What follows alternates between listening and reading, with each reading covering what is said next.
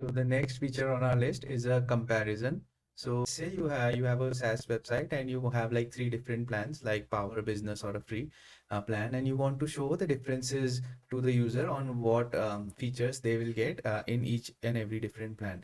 So for that you add a compare element, and inside this you can add comparison plans. Like the first plan can be a free plan, and it obviously is for $0, and I can just say it goes to the free, and it says free sign up. Okay, and now I have another plan. Let's say I have another plan. It's called the power plan, and it's for maybe say $10 a month.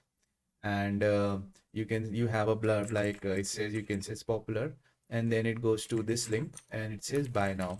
Okay, and now we have to add features, and these features are common across all plans, and we'll just add some example features like say number of exports and priority support, or of depending, this would obviously depend on the product. So let's say feature number 3, whatever it is, and then you go inside each and every plan, and then you select like number of exports, since you can say 10, and priority support you don't have in a free plan, so you will like select this. But in a power plan, which is a paid plan, you have like 10,000 exports, and you obviously give them priority support, and you also give them this feature number 3.